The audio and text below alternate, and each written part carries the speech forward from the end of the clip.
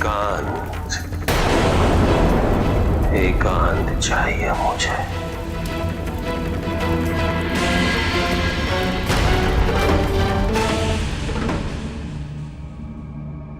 शांत स्वामी, शांत।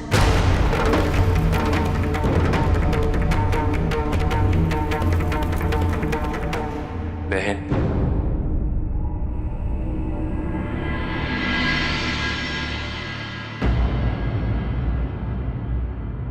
अब महादेव को शांत करना केवल आपके प्रयास से ही संभव है। हम हर संभव प्रयास करेंगे।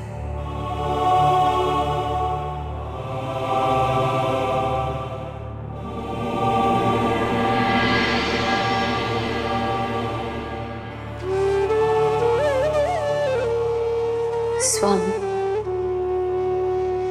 पुरुष और प्रकृति एक दूसरे के पूरक हैं।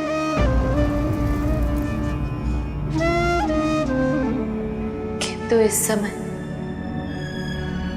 आप हमारे साथ नहीं हैं।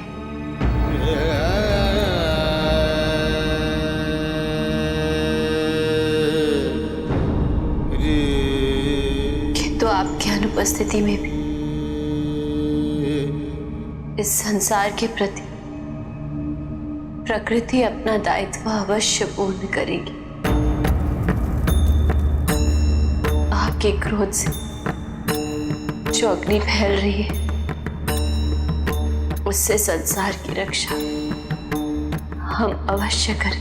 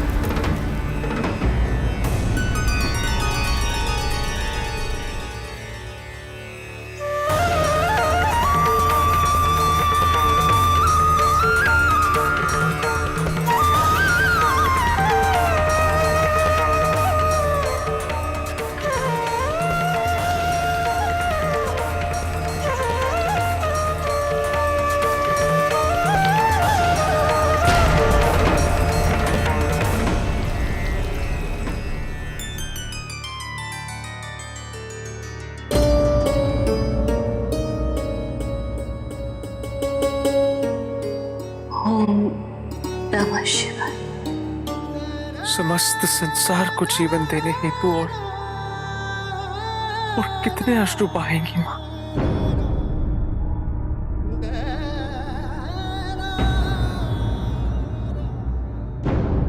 इस संकटपूर्ण स्थिति से संसार को निकालने के लिए माता पार्वती निरंतर प्रयास कर रही हैं। किंतु ये जो कुछ भी हो रहा है उसके दोषी हम हैं और हम कुछ करना चाहते हैं जिससे संसार में स्थिति सामान्य हो सके। गुरुदेव, हमारा मार्गदर्शन कीजिए। महादेव के क्रोध से चारों ओर फैले अग्नि के इस ताप को केवल माता पार्वती ही शांत कर सकती है।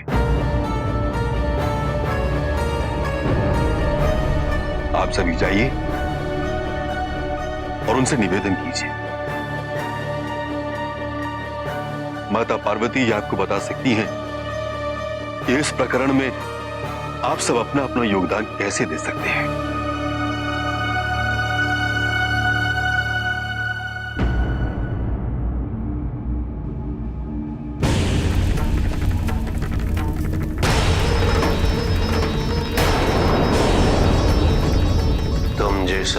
इच्छा से यहां आए हो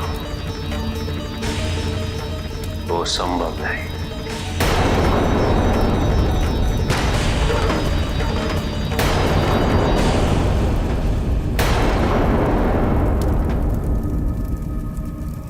तो फिर मुझे ये भी बता दीजिए पिताजी कि एक पुत्र अपनी माँ की अश्रुधारा कैसे सहे। मैं आपका पुत्र हूं पिताजी, और अपने पुत्र का मार्गदर्शन करना तो एक पिता का कर्तव्य होता है ना।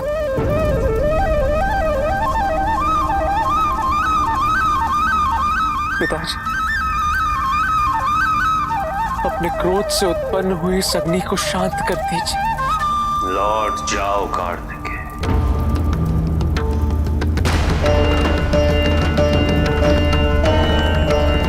जाओ।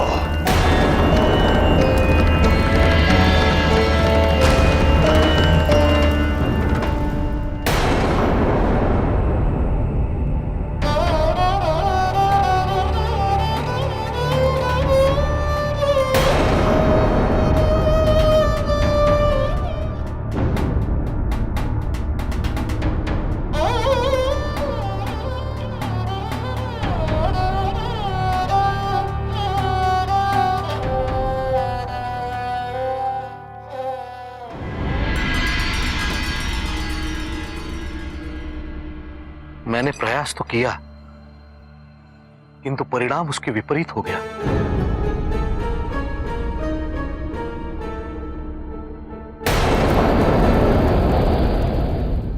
एक और अग्नि फैल रही है,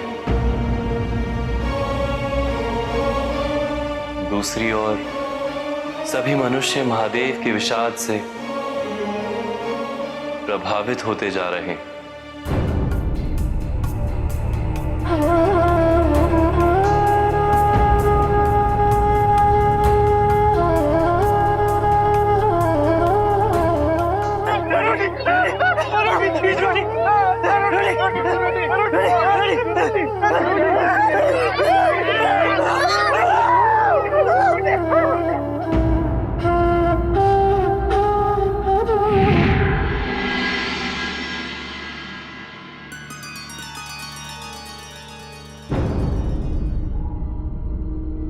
प्रभु, चारों ओर मृत्यु का ऐसा प्रकोप फैला हुआ है कि मेरे लिए ये सब कुछ संभालना असंभव होता जा रहा है।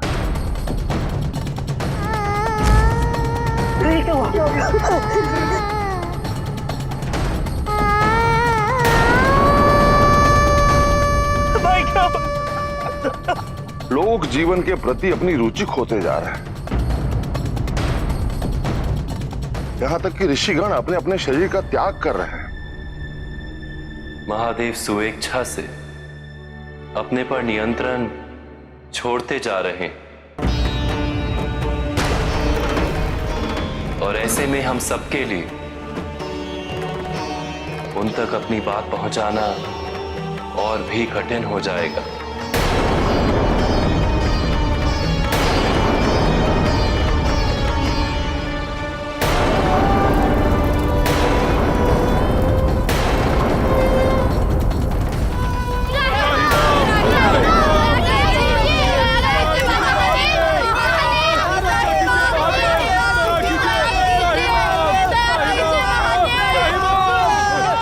स्वामी के क्रोधाग्नि से उत्पन्न हुए इस ताप के प्रभाव को नियंत्रित करने हेतु अब हमें स्वयं तैयारी करनी होगी।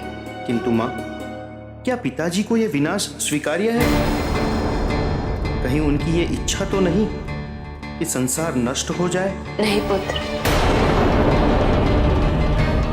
वो इस समय विषादपूर्ण अवस्था में अवश्य है, किंतु वो कभी भी नहीं चाहेंगे कि ऐसा कुछ हो।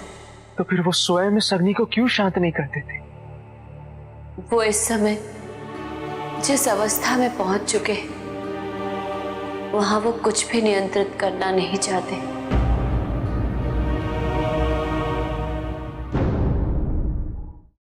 मुझे महादेव से पूछने का अधिकार तो नहीं, किंतु एक पुत्र तो अपने पिता से पूछ सकता है ना। क्या वो अपने दायित्वों की उपेक्षा नहीं कर रहे? मैं समझ सकती हूँ कि अपने पिता को समझना तुम्हारे लिए कितना कठिन होगा। मैं इस उत्तर से संतुष्ट नहीं हूं मां। नहीं पुत्र, स्वामी ने कभी भी अपने उत्तरदायित्व की उपेक्षा नहीं की है। उन्हें ज्ञात था कि ऐसी स्थिति आएगी और इसी कारण बारंबार उन्होंने हमें सचेत किया है और उनकी यही इच्छा है कि जब वो ऐसी स्थिति में जाए तो हम उन्हें वापस लाने का प्रयास करें और हम हर संभव प्रयास करेंगे, उन्हें वापस लाएंगे। हम भी आपके साथ हैं माता।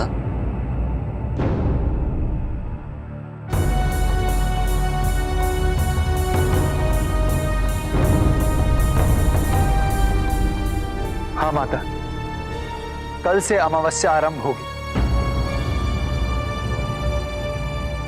अब मेरे लिए इस अग्नि से नष्ट होने में या उस श्राप से क्षय होने में कोई अंतर नहीं है, किंतु उससे पूर्व अपनी भूल सुधारने हेतु मैं कुछ कर सका तो मैं अवश्य करूंगा। हाँ माता, इसीलिए मार्गदर्शन हेतु हमें गुरुदेव बृहस्पति ने यहां भेजा है। महादेव के क्रोधाग्नि से प्राय संसार का विनाश ही हुआ है। उसे रोकना असंभव है, किंतु उसे नियंत्रित करने का एक ही उपाय है।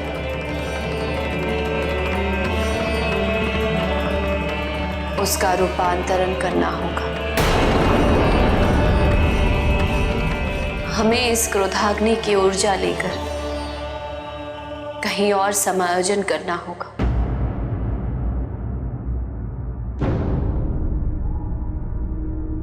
उसकी स्थापना करनी होगी।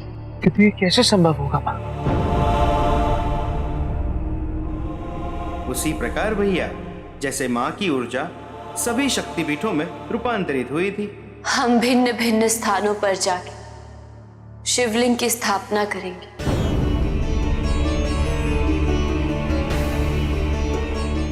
और उसमें उस क्रोधाग्नि की ऊर्जा प्रवेश करेगी। इसमें मैं भी तुम्हारी सहायता करूंगी।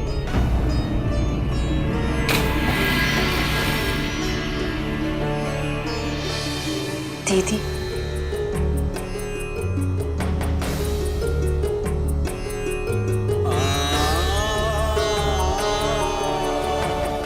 ये प्रत्येक शिवलिंग एक एक तत्व रूपों का प्रतीक माना जाएगा, अर्थात इस कार्य में आप सभी हमारा योगदान करेंगे।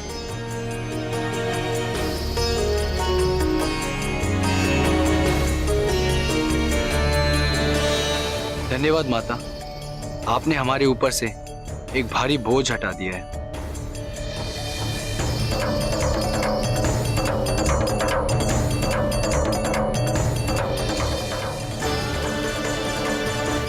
कार्तिक, हम शीघ्र लौटेंगे।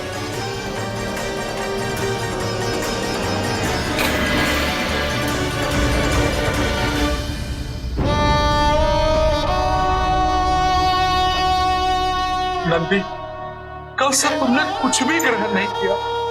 कम से कम ये जल तो पी लो। नहीं, मेरी इच्छा नहीं है। किंतु ऐसे अवस्था में तुम माता की सेवा कैसे कर पाओगे नंदी? मैं स्वस्थ हूं। जब तक मेरे प्राण हैं, मैं सेवा करता रहूंगा। मेरे प्रभु आएंगे, मेरे प्रभु आएंगे। राजन! राजन! राजन! राजन! राजन! राजन! राजन!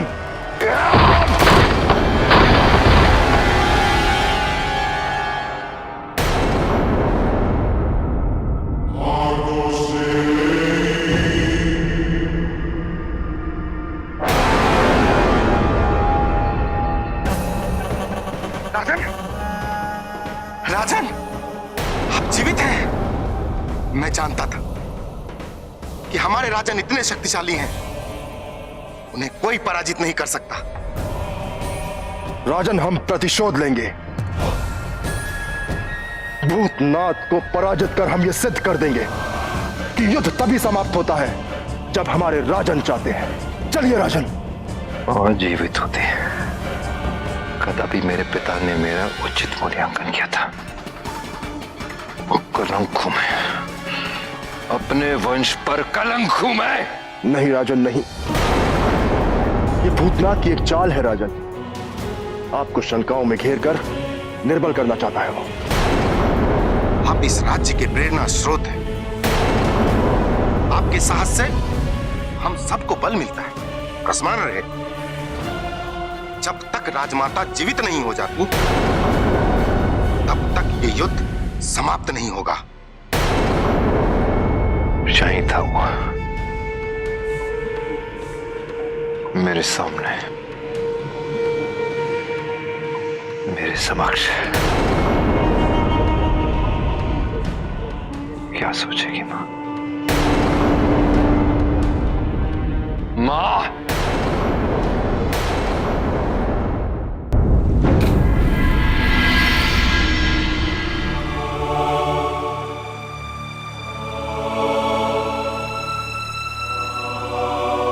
सर्वप्रथम हम जिस शिवलिंग की स्थापना करेंगे वो जल तत्व का प्रतीक होगा।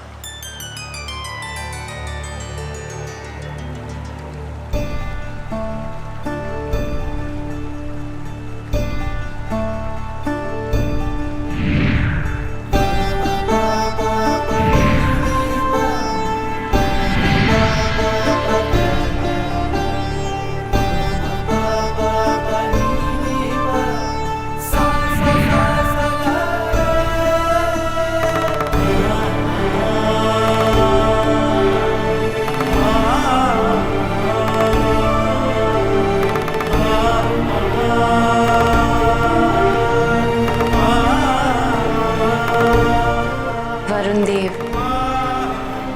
आप यही स्थापित हो जाइए।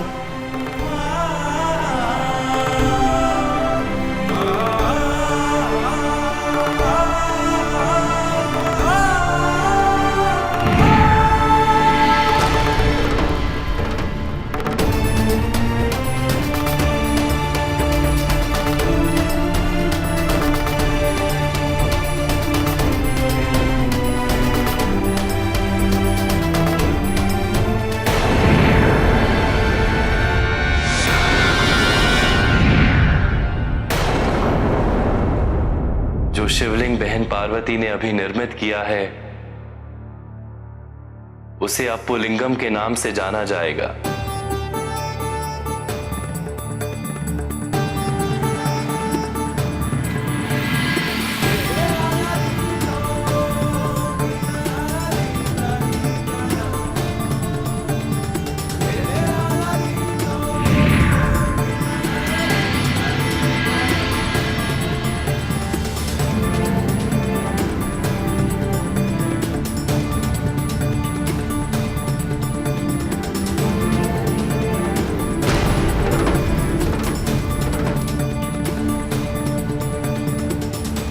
इसे अग्निलिंगम के नाम से जाना जाएगा।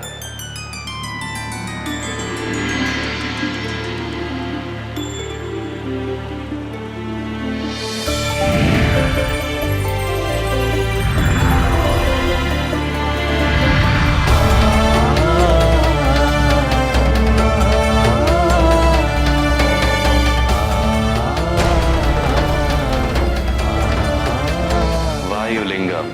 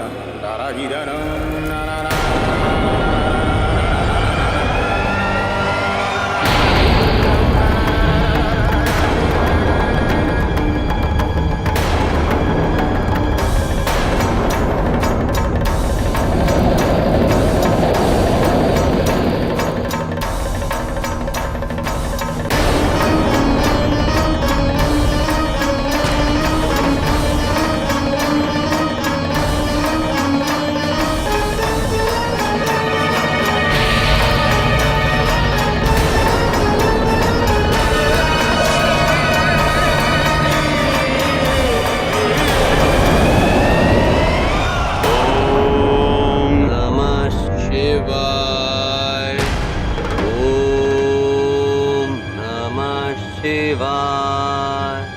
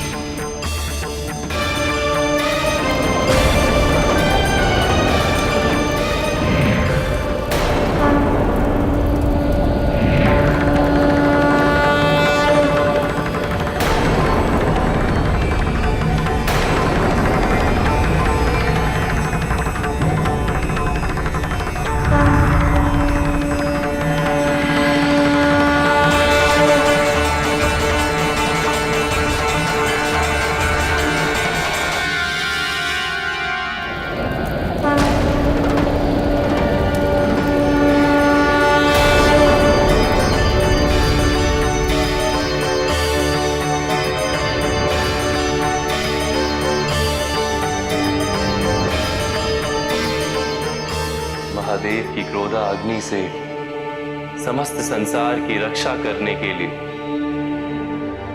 जगत माता ने अखिल इंदेश्वरी देवी का रूप धारण किया है।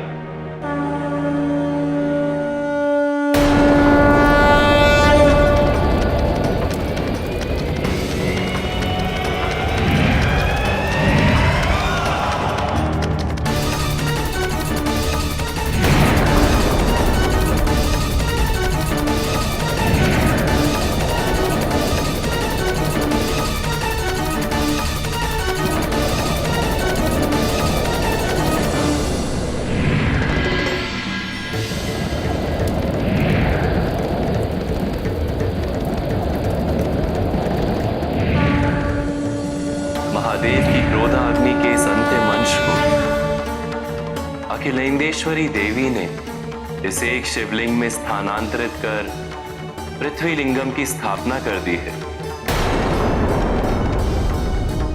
चलिए प्रभु, मैं भी उनके दर्शन करने हेतु व्याकुल हूं।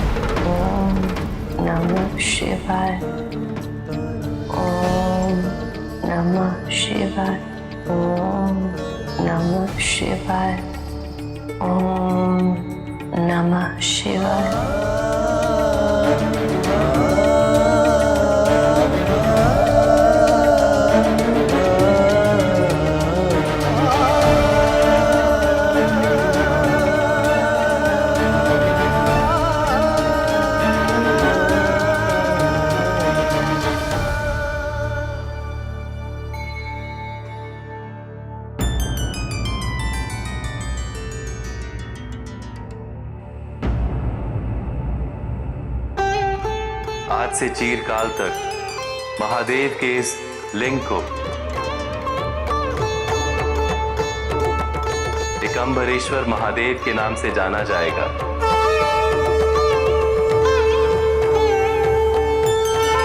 पंचभूत स्थलम में महादेव के इस लिंग का विशेष स्थान होगा।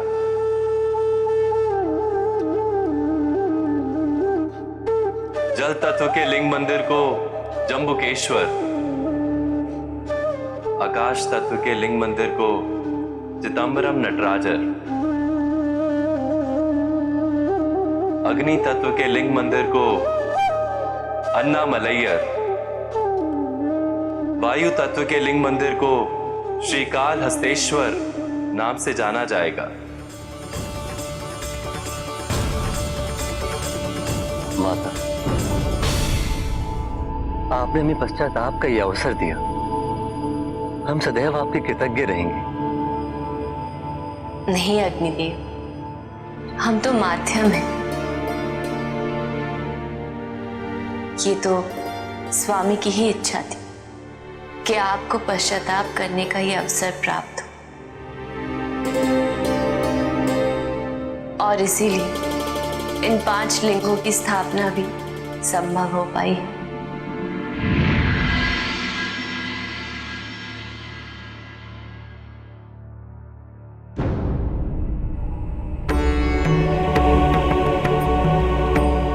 दीदी, आपने इतने महत्वपूर्ण कार्य की पूर्ति में हमारी सहायता की, इसलिए हम आपके आभारी। नहीं पार्वती, ये मेरा कर्तव्य था। जब भी तुम्हें मेरी आवश्यकता होगी, मैं अवश्य आऊंगी।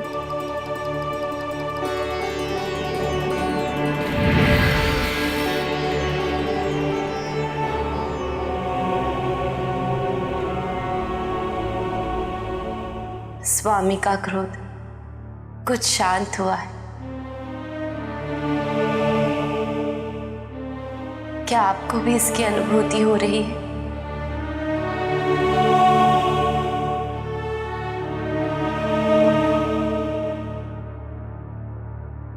किंतु हमें ज्ञात है, स्वामी को इस विषादपूर्ण अवस्था से मुक्त कराने का ये प्रयत्न अभी अंश मात्र ही हुआ है।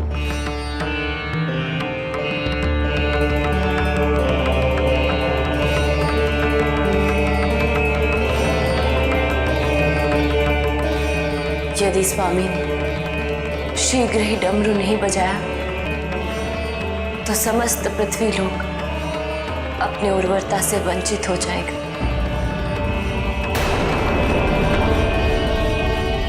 और मनुष्यता का अंत निश्चित है।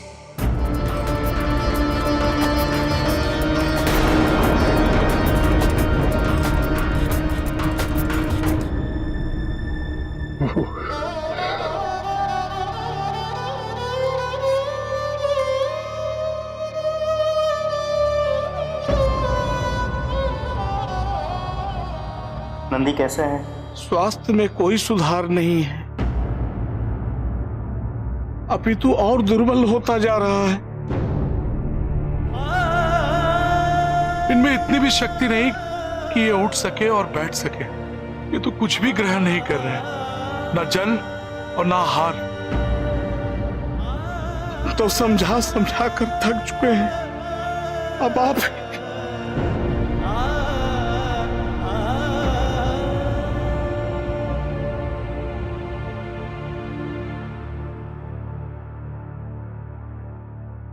नंदी, जब मां संकट में थी और पिताजी साधना में लीन थे, तब आप ही की सहायता से हम उन तक पहुंच पाए थे ना। आप धीरे रहिए, मां प्रयास कर रही है और पिताजी शीघ्र ही लौट आएंगे। नहीं, ये उचित नहीं है। पिताजी की इस उपेक्षा से उनके प्रियजनों को कितना कष्ट पहुंच रहा है, कितनी पीड़ा हो रही है उन्हें। ये मेरे समझ के परे है। अब मैं आश्वासन से संतुष्ट नहीं होऊंगा। मुझे इसका स्पष्टीकरण चाहिए। मैं मामा जी से बात करने जा रहा हूं। कुमार, धैर्य रखिए, रुक जाइए।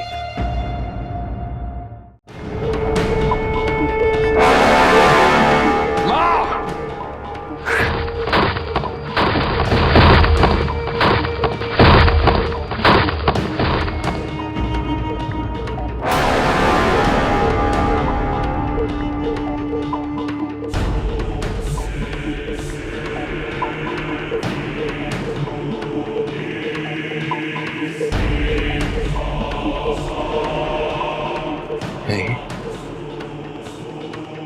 मैं निराश नहीं हो सकता। मां को जीवित करने हेतु मेरा प्रयास समाप्त नहीं हो सकता। एक भूतनाथ मेरे मनोबल को कभी क्षति नहीं पहुंचा सकता, क्योंकि ये युद्ध मैं अपने लिए नहीं, अपनी मां के लिए लड़ रहा हूं।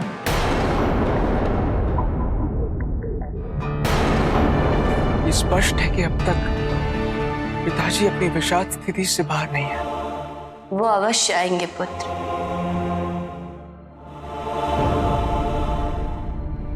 आपने मुझे बारंबार आश्वस्त किया कि सब कुछ ठीक हो जाएगा, किंतु आपका आश्वासन केवल आश्वासन ही रहा।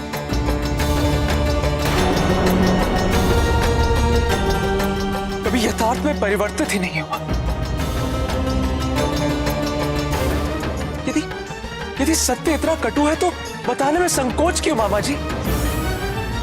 यदि और अनर्थ होने वाला है तो बता दीजिए। मैं बड़े से बड़ा सत्य सहन कर सकता हूं। कार्तिक, तुम मर्यादा का उल्लंघन कर रहे हो। नहीं बहन, आप शांत हो जाइए। कार्तिकेय ठीक ही तो कह रहा है। भांजे को तो मामा से रुष्ट होने का संपूर्ण अधिकार है। नहीं नारायण, कार्तिकेय अब बालक नहीं रहा। संबंधों की गरिमा समझनी चाहिए इसे। बिना तथ्य को जाने इस प्रकार के शब्द कहना, ये हमें स्वीकार्य नहीं।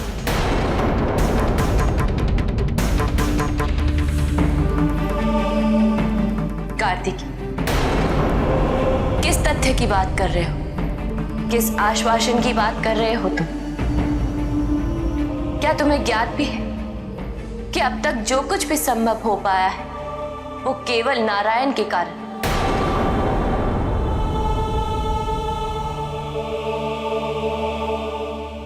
इन्होंने ही हम स्वामी तक पहुंचने का मार्ग दिखाया।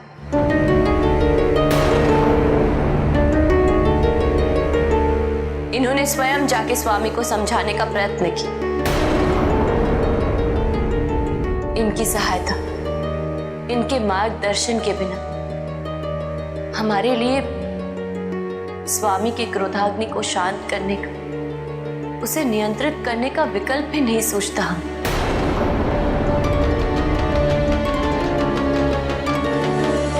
यदि इस क्रोधाग्नि को इन लिंगों में स्थापित ना किया होता तो इसका परिणाम कितना विध्वंसकारी होता, क्या तुम्हें इसका बोध भी है? यही है सत्य कार्तिकेय।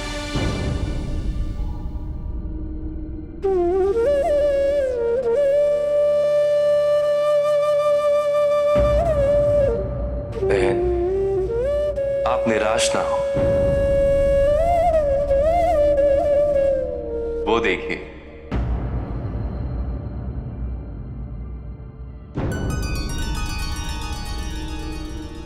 महादेव स्वयं हमें मार्ग दिखा रहे हैं।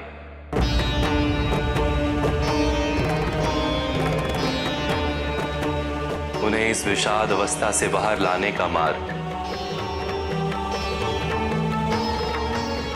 यदि महादेव के डमरू का नाद पुनः प्रतिध्वनित कराना है तो आदिशक्ति और नारायण को ये कार्य एक होकर करना होगा।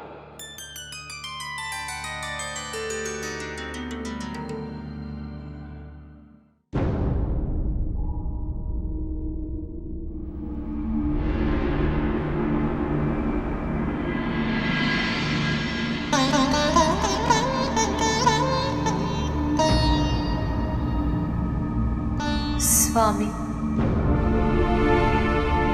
मैं आपसे यहाँ ये कहने नहीं आई हूं कि आप चंद्र, वासुकी और त्रिशूल को धारण कर लीजिए। मैं तो केवल एक विनती लेकर आई हूं आपके पास कि आप एक बार, केवल एक बार मेरे साथ चलिए। आप ही ने तो हमें ये अधिकार दिया था कि हम आपको इस स्थिति से बाहर निकालें। आज हम आपको उसी अधिकार के नाते ये कहने आए हैं कि आप एक बार मेरे साथ चलिए स्वामी, एक बार।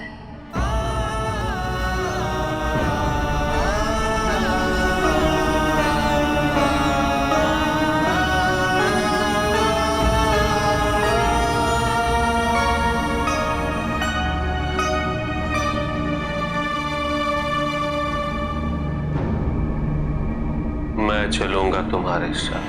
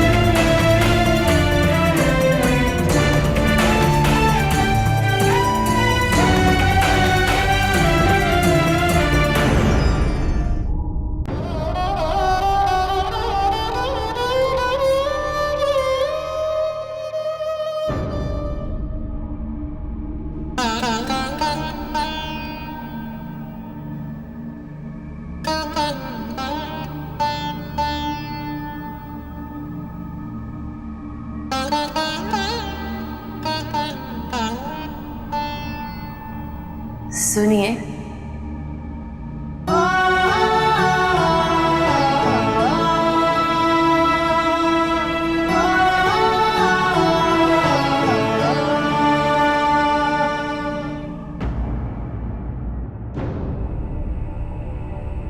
नारायण को किसान रूप में देखकर भी महादेव की कोई प्रतिक्रिया नहीं। नारायण एवं आदिशक्ति के इस लीला को महादेव अवश्य पहचान लेते यदि वो इस तीव्र विषाद की अवस्था में ना होते।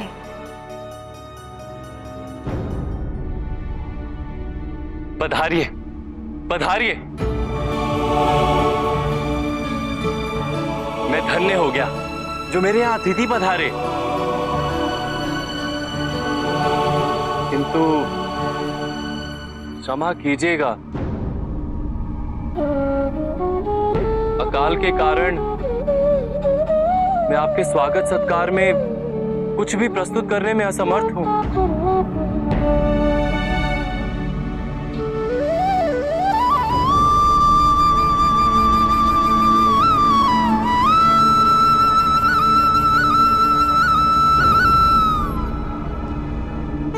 आइए, आइए।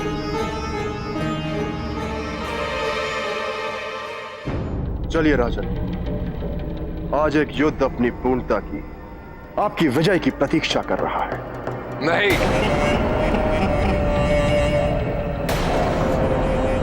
पिछली बार मैंने एक भूल की थी, बिना किसी तैयारी के युद्ध आरंभ करने की भूल,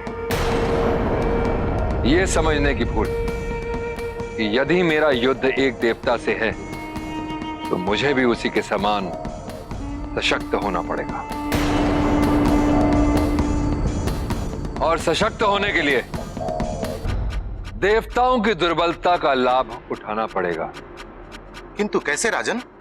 देवताओं को प्रसन्न करके, उनका ध्यान करके, उनका आवाहन करके। इस बार देवता ही मुझे देवता को पराजित करने में सहायता करेगा।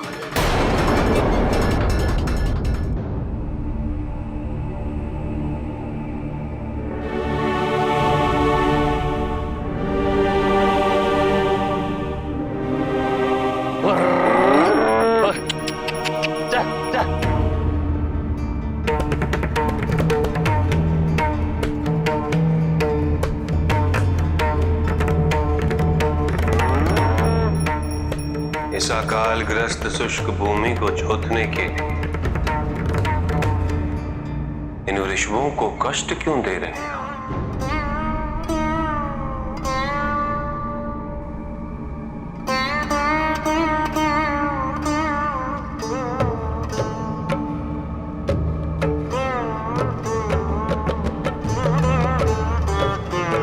मुझे ज्ञात है वर्षा ना होने के कारण भूमि पाषाण होती जा रही है,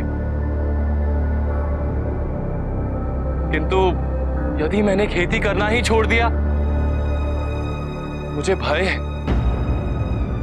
कहीं मैं और मेरे ऋषभ खेती करना ही ना भूल जाएं।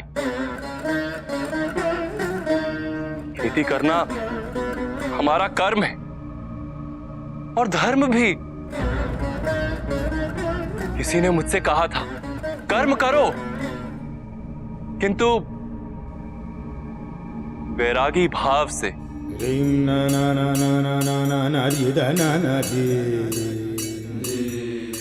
मैं वही कर रहा हूं। कर्ता मत बनो, कर्म करो वैराग्य भाव से।